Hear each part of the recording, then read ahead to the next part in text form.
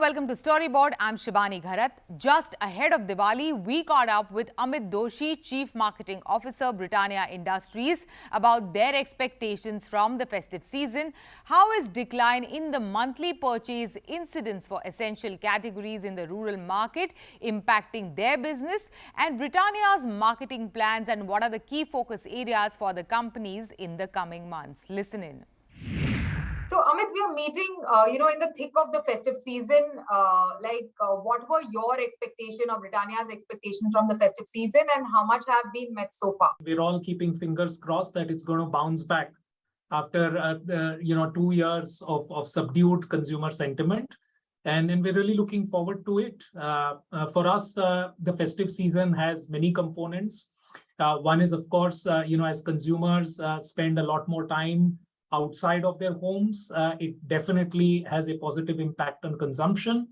Along with that, we also have a gifting business where we have packs of Britannia Shubhkamnaye, which are our assorted packs, which go out into the market. So that's an additional opportunity, consumer opportunity that we try and service in this period. Many experts have pointed out how during uncertain times, consumers are more drawn towards established brands. And you have several of those, including Good Day, including NutriChoice, including, your Marigold. What is the kind of activity do we expect on these brands? I'll just give you a few instances that we managed in the last few months.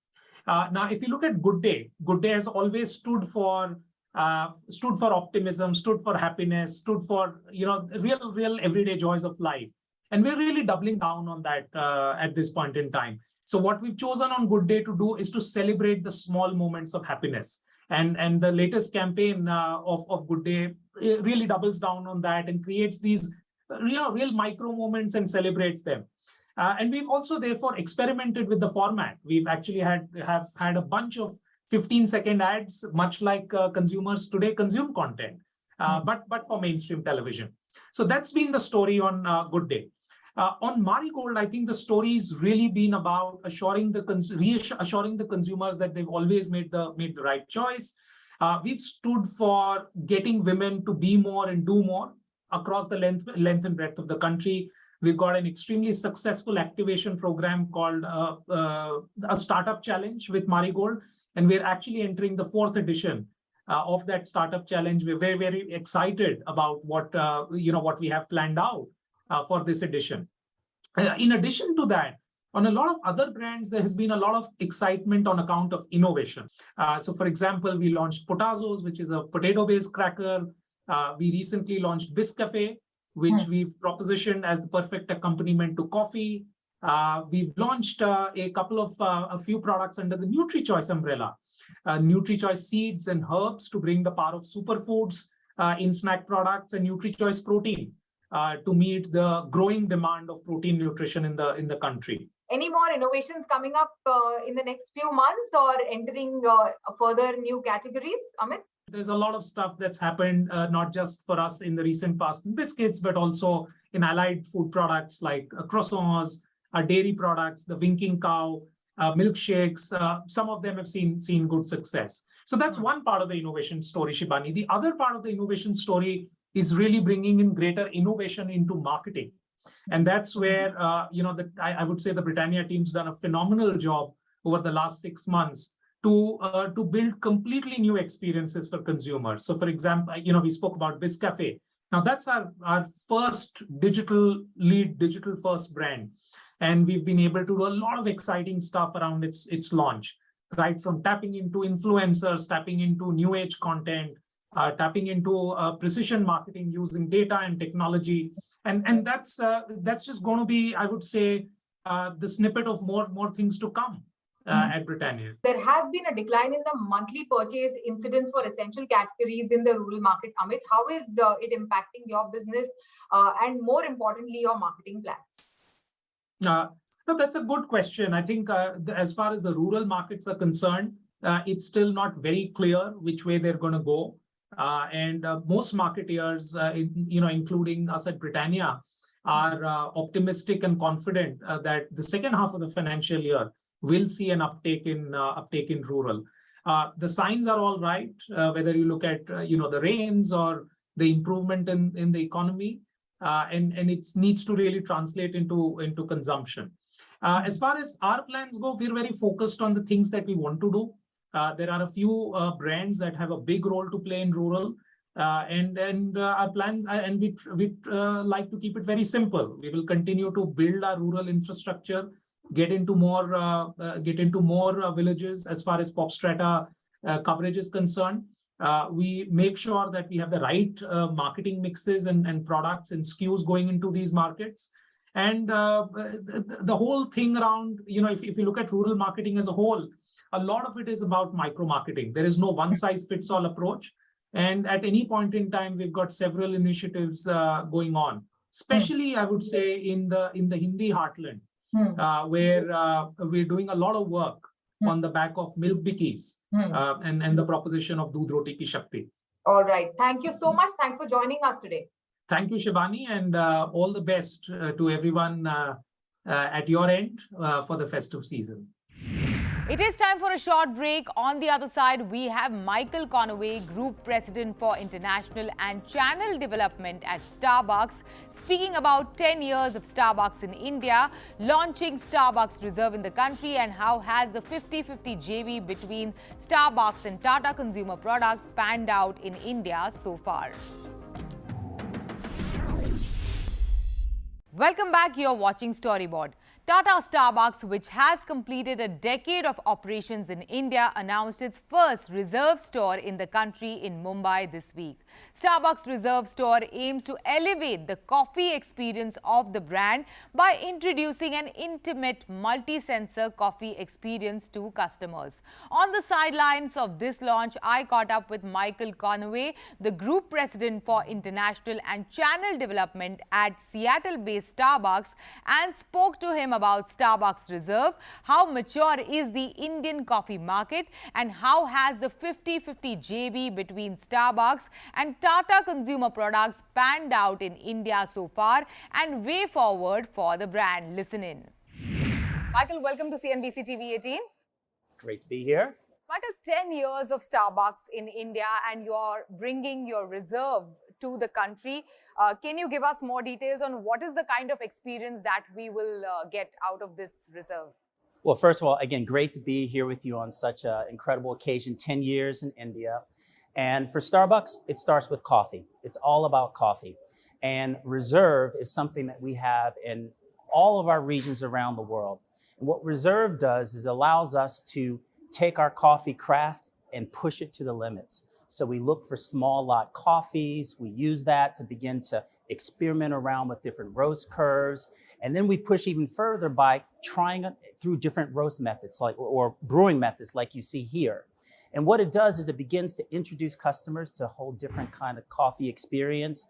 And for a market like India, where we've been for 10 years with our core stores, we've been introducing people to Starbucks, introducing people to coffee, introducing people to the experience of connecting over coffee. And now, 10 years later, I couldn't think of a better way to start to elevate the conversation around coffee than to introduce Reserve. How mature is the India market to get this Reserve experience? So India, from a coffee perspective, is still, I would say, relatively low consumption when you compare it to some of the Western markets like the US, like in Europe. And it is more of a tea market than it is a coffee market. With that said, what we've seen is that over the last 10 years, coffee consumption here has grown almost nearly double. Now, it's still, relative to the other markets, not as large, but that growth suggests that more and more customers are coming. And as we think then towards the future, something like Reserve starts to begin to elevate the conversation. And then as we start to accelerate, so we have 300 stores now, we're in 34 cities, actually 36 cities. And what that allows us to do is to, again, introduce Starbucks to even more customers and start to introduce coffee to more customers. So still small market from a coffee consumption per capita, but the growth and the acceleration and what we're seeing would suggest that there is so much more potential here as more and more customers experience. This is also 10 years of JV between the Tata Group and the Starbucks Corporation. If you can share with us, how has that panned out, and How and what did it help Starbucks Corporation achieve? Yes, that's actually a great question, because for us, as we grow internationally, and we're now in over 84 markets around the world, many of them are in partnership. And so when we look to enter a new market, we look for that right partner, the partner that understands the local market, but importantly, the partner that shares our vision and our vision and our mission and our values. And so when I think about Tata, we couldn't have selected a better partner.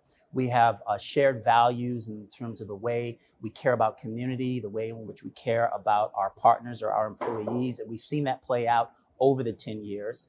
Also, if I think about the shared commitment and investment to bring in more people to coffee and experiencing coffee, we have a shared value there. And so that partnership has been very important for us. So it is a 50-50 joint venture. We don't have many of those around the world. And so that again speaks to the shared commitment and investment and potential that we see here. And I continue to be excited about partnering with Tata and what we can do together. Yes, and what do you think of the Starbucks experience in India? Well, I've had the chance to be here for almost a week now. And what I see is first and foremost, coffee passion. That's important. I said earlier, it starts with coffee, and our baristas are learning and excited about coffee. We have something called a coffee master, where it's almost like a coffee university, and you get a black apron. And what that does is it gets you closer to coffee, and it also helps you explain coffee to customers even more. So we have over 800 coffee masters here across the country out of our almost 3,500 partners. And so that's a large percentage of baristas and partners who know and love coffee. So I see coffee and coffee passion. I also see ultimately the Starbucks experience. And what that is for us is both the experience of the store. And so I've seen just wonderfully designed and beautiful stores where customers want to come in, sit, talk, connect over coffee. We call that the third place. But the key ingredient to the coffee experience and the Starbucks experience is the way our partners connect with our customers. And so that's what I've seen, is a deep connection and ability to try to get to know each customer, to make them feel at home, to make them feel welcome, to help them in their journey as they discover coffee, to suggest. And that together creates the perfect Starbucks experience. So for me, the Starbucks experience is alive and well here in India, and that gives me great confidence in the potential we have ahead. And your thoughts on the Starbucks positioning in the India market? So our positioning within India is fairly consistent with our positioning around the world, and that's what makes Starbucks special. When people travel, and even if you don't travel and you've heard of Starbucks, you want to experience and expect what you get in other markets. And so our positioning is fairly consistent, but one of the things we're doing here, and we do in all our markets, is to ensure that we bring what people expect for Starbucks, but then look for those ways to customize and tailor for the unique market. Hence, we have the right partner that can help us figure that out. We've been experimenting around with different menu items, food items, to make sure that it's as inviting as it can possibly be. And I think we're getting that right. Also, Michael, if you can share, how are the inflationary headwinds impacting your plans and growth strategy for the markets? Well, like all global companies, we are not immune to some of the inflationary challenges. So if you look at some of our input costs, et cetera, we are certainly feeling that. But from a customer perspective, we're actually seeing that our brand is quite resilient, and we are not seeing any challenges right now from a customer demand perspective. And I think that speaks to the power of the brand, the power of the customization, the way in which the customers come to Starbucks, not just for the coffee, but for the relationship, for the experience. And so, so far, our brand has been fairly resilient. Yeah, and this is an experience in its own, the Reserve experience. If you can share with us, what is the kind of budget earmarked for this Reserve in the coming months? Well, so this is our first store here in the market, and we haven't decided exactly how many more and how we want to budget around that. I think our focus is on the customer and bringing the customers in and having them enjoy an experience. And for something like this, we're less focused on exactly what that budget is and what the future is, but really more around ensuring that we create the right experience. And I think as we start to learn, because what we want to do is also learn. As we elevate the coffee experience, our customers Are they appreciating it? Are they understanding it? As we attract more, I think that will help us understand how we want to then use and adjust our budget so that we can introduce more customers to the reserve experience. Okay, and what are the key focus areas for the coming months? Well, for us, it's about partners first. So we want to make sure that our partners are, continuing to be engaged and feel valued, and we invest in their education. We invest in making sure that they feel valued. We want to invest in our stores, so we're constantly looking to elevate our stores. And as we think to and look to invest in open new stores, we want to make sure that we have the right stores and the right experience for our customers.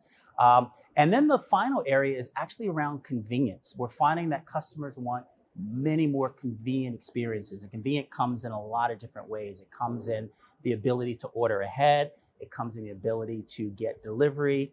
It comes even in maybe drive-through. We don't have many drive-throughs, but we're experimenting around with that.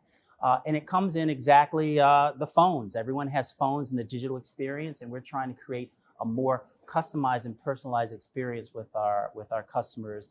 And so through digital, through loyalty, and introducing more people to Starbucks in that way. So we want to make it more convenient. So those are a few of the areas that we're investing in. All right, thank you so much. Thanks for joining us for this discussion. Thank you so much. It is time for a short break. On the other side, we are in a special discussion on the upcoming FIFA World Cup 2022. Forbes India and Sports 18 present Marketing Playfield.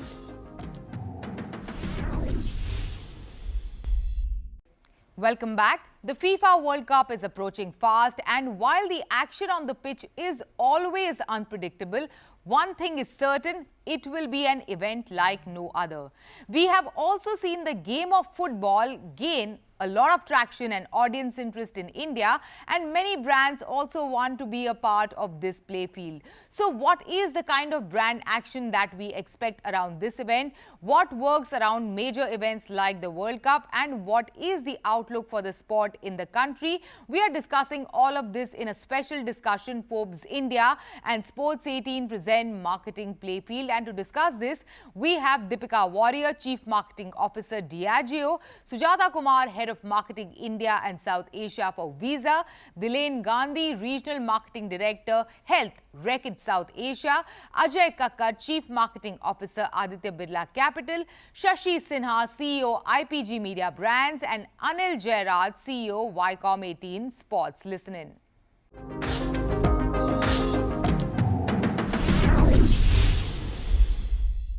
Deepika, let's begin this conversation with you. What is it about an event like the FIFA World Cup that, brings out so many football viewers in the country? Great question. I personally am also looking forward, of course, to end November. FIFA, you talked about it. Football as a sport, is kind of breaking through the dominance of cricket in India. It's growing. India is doing relatively better than it's done in the past. The ISL as a league has become, I think, the third largest league in the world. It's also, showing a growing interest in the sport, and not just in those pockets of the country, like Kerala, West Bengal, Goa, which have traditionally been the football crazy kind of cohorts. However, I think the FIFA World Cup in particular just goes beyond all of that. My next question is to you, Sujatha. What is the kind of activation that we will see in the country by Visa? Actually, a host of activities. So one of the things we do is we do offer packages, and these are all-inclusive packages, including airfare from the time you leave, going there, experiencing 2 live matches, everything that comes within that period of time till the time you land back. We're running consumer contests for the same in not only India, but in our South Asia markets as well. Over to you, Shashi. Over the past couple of years, how is this entire change in the digital landscape impacting the viewership of sports in the country? And what is it that you see very enticing about the game of football? I personally believe the top maybe 10-15 million homes will watch on streaming, but it will be connected TV. That means they'll watch it on their television.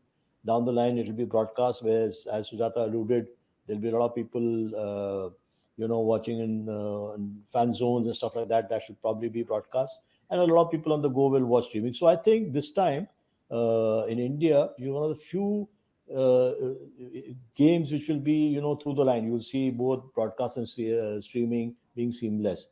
So I think it's going to be a great experience all through. Dilen, what is your outlook towards this particular sport and generally about sporting sponsorships in the country? Yeah, I think, as everybody's spoken, I'm obviously very excited as a fan of football, personally very excited. And it's what a great year to be a sports fan, right? If you have two World Cups back to back in the same year. For me personally, I think as the interest in sports has increased in the country, coupled with the interest in marketing with sports, that we're starting to see a kind of framework emerging. On one end of the spectrum, you really have a lot of brands participating for the eyeball value that big sporting events like the FIFA World Cup bring. And then on the other end of the spectrum, you have long-standing partnerships with particular sporting events or sports, which tie in with the core values of the brand. And then there are obviously a lot of opportunities that exist in the middle. Shashi, what is the kind of opportunity does the format of this game of football offer for brands to advertise on? Obviously, if you compare with cricket is even T20 is a 3-4 hour game, but this is limited. So obviously, there will be that much less opportunity in terms of advertising. But I want to make a comment. While cricket is very big and it's not fair to compare numbers on football, but I alluded to it. We are seeing a trend. If you see the big metros, they're young cohorts, maybe 15 to 25, 15 to 30, maybe boys, who their first game is football, and chances are they don't watch cricket. So today, a lot of brands are into segmenting, saying yes, while it's a big property, but we also need to look at certain segments which cannot be caught otherwise. And so a lot of brands like that, there is no other opportunity today. And these are, if I may use television jargon, heavy, medium, light viewers. These are light viewers of television. So and digital is so fragmented, you don't know how to catch them. So if you want to launch a brand or a variant or something special you want to do, you want large numbers in this, you can see this is a perfect launch pad for that. There is, of course, cricket offers a greater opportunity with each six, a four, in between over advertising. How are you working around this whole format of the game of football and overcoming the challenges over there? It's a great question, Shivani, and it's something that advertisers, broadcasters, streamers have been trying to crack in India. Few things. One is that the branding opportunities are still quite immense. So to be associated as a broadcast sponsor, as a streaming sponsor, as whatever tier of sponsorship, still is quite large, and that is very, very comparable to any big event that you have. In addition, all the pre-post events, etc., you can still advertise.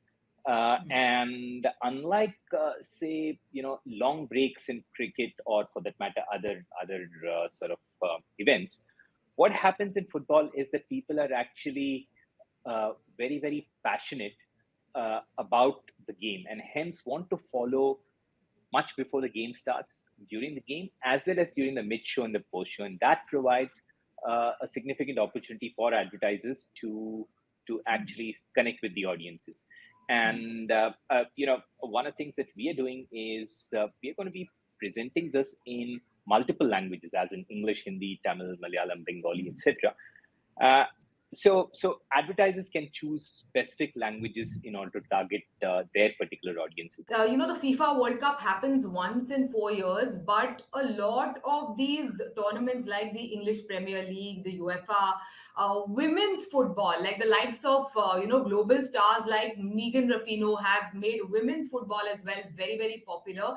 So what can be done around these events which happen beyond the World Cup that are also contributing to the popularity of the sport in the country? Over to you, Ajay. I think that what we are going to see at the World Cup is going to be spectacular. What we are going to be seeing is once in a 4-year opportunity. And in between, we have all these other opportunities, the leagues that you're talking about. But I yet want to pull back and say that I think this opportunity is being underexploited in India. India was and has the potential to become once again a football crazy nation. So far I see football and the World Cup, etc., as a passion of the niche.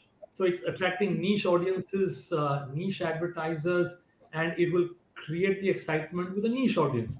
So I think the next step for me is the creation, and an idea I want to leave behind is the creation of an India opportunity to create the fervor, to rally the masses back to football. All right, thank you so much. Thanks for joining us for this discussion. With that, it's a wrap. You can catch all of our content on Facebook, Twitter and YouTube. Thanks for watching. We will be back same time next week. See you soon. And here is wishing all of you a very happy Diwali.